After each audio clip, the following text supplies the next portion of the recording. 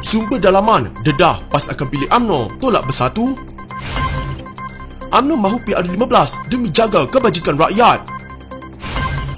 DAP gesa Perdana Menteri tetapkan tarikh PRU esok. Panas, Najib cabar penjara.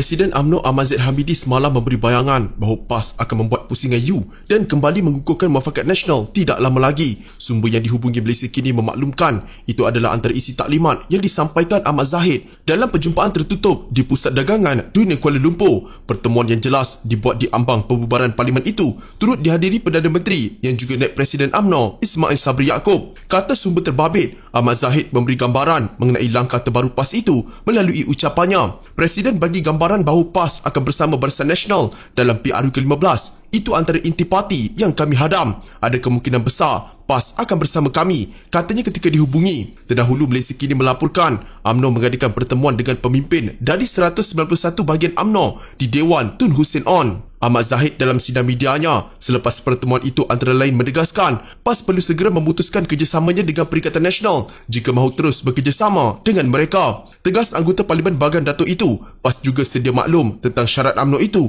dan telah menetapkan tarikh akhir untuk menetapkan keputusan mereka. Sementara itu, seorang sumber lain yang turut hadir dalam perjumpaan semalam turut mengesahkan gambaran bahawa PAS akan bersama Barisan Nasional. Bagaimanapun katanya, perkembangan terkini menunjukkan ada pihak tertentu dalam PAS sendiri sedang berusaha untuk menggagalkan kerjasama berkenaan. Ya benar, Presiden UMNO ada bagi gambaran dan PAS dikatakan bersetuju dengan syarat yang ditetapkan Barisan Nasional. Cuma kerjasama itu kita tak panggil sebagai Muafakat Nasional, tapi Muafakat Nasional 2.0.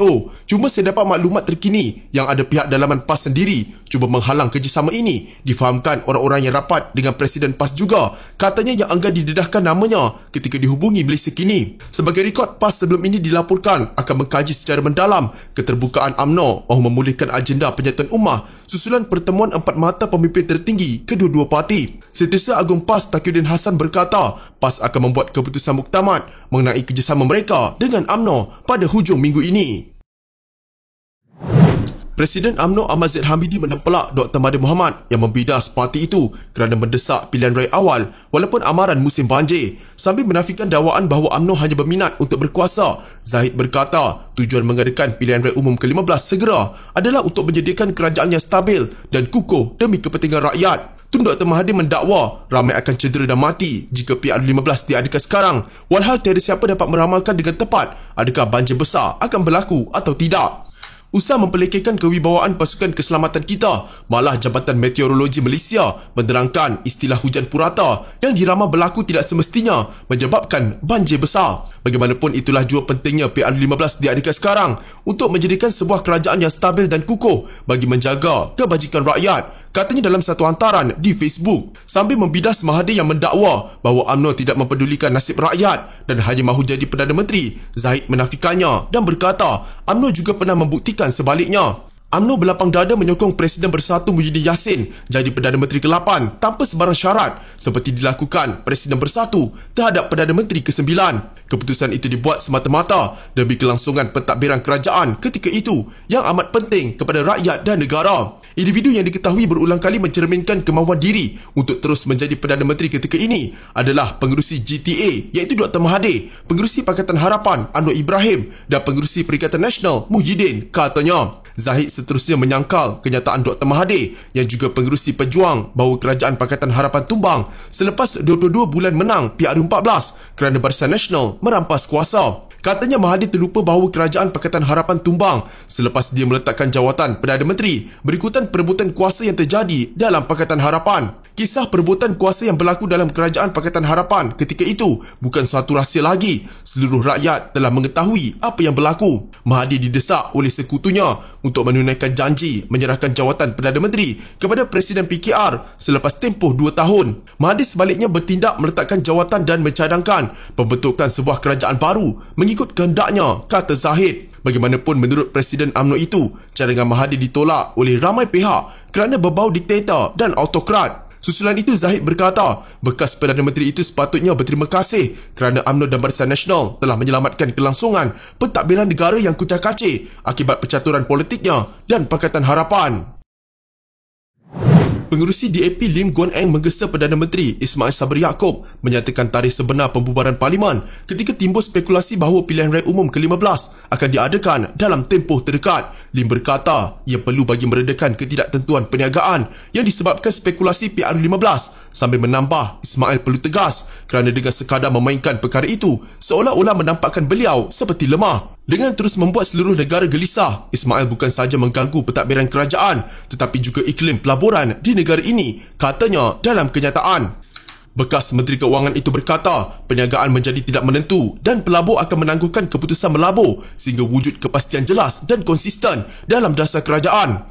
Menjelang esok, sama ada Parlimen dibubarkan atau Ismail harus menyatakan dengan jelas bila tarikh tepat pilihan raya untuk menghapuskan ketidaktentuan perniagaan, katanya sambil mengulangi bahawa PR15 perlu diadakan tahun depan.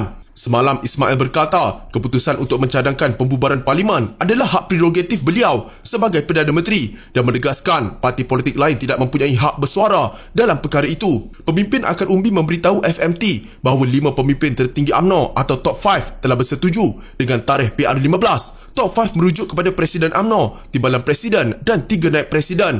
Walaupun agenda perimpunan bersama pemimpin bahagian semalam dirahsiakan, sumber UMNO berkata, pemimpin parti itu tidak mendedahkan tarikh sebenar kerana mereka tidak boleh dilihat sebagai mendahului yang di-Pertuan Agong.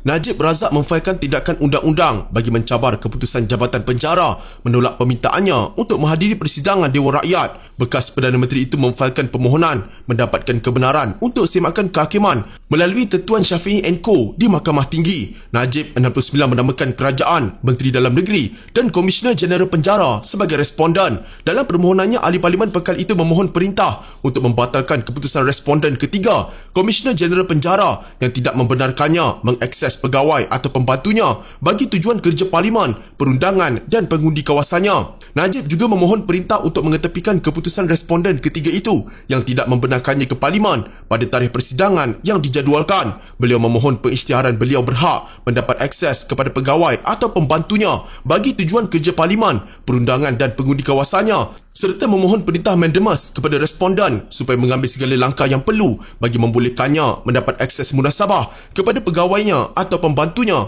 bagi tujuan tersebut. Dalam afidavit sokongannya, Najib berkata, keputusan responden pertama dan ketiga menolak permohonannya atas alasan keselamatan disampaikan kepadanya melalui pejabat penjara Kajang pada 28 September dan beliau telah merayu terhadap keputusan itu kepada responden kedua pada 30 September. Memandangkan hari pertama persidangan Parlimen dijadualkan pada 3 Oktober, Najib berkata beliau memohon supaya keputusan dibuat segera agar permohonan itu menjadi tidak bermakna atau bersifat akademik. Bagaimanapun, beliau berkata tiada sebarang maklum balas daripada responden kedua dan mengambil kira keperluan masa beliau memfailkan tindakan undang-undang tersebut. Najib juga menyatakan keengganan responden pertama dan ketiga membenarkannya mengakses pegawai dan pembantunya bagi tujuan perkara berkaitan Parlimen serta pengundinya dan tindakan tidak diambil oleh responden kedua tidak munasabah atau tidak rasional. Katanya menurut perkara 59 Perlembagaan Persekutuan, beliau mempunyai kewajipan perlembagaan untuk melaksanakan tugasnya dengan berkesan dan sebagai ahli Parlimen dalam mewakili pengundi pekan. Penafian hak itu oleh responden kerana menolak keupayaan saya untuk mentadbir kawasan pilihan raya saya sebenarnya penafian terhadap kesejahteraan kawasan Parlimen Pekan, katanya dalam afidavit itu. Permohonan itu ditetapkan untuk pengurusan kes di hadapan Hakim Mahkamah Tinggi Ahmad Kamal Mat Syahid pada 12 Oktober. Peguam Muhammad Farhan Muhammad Syafi'i mengesahkan permohonan itu difailkan 1 tengah hari tadi.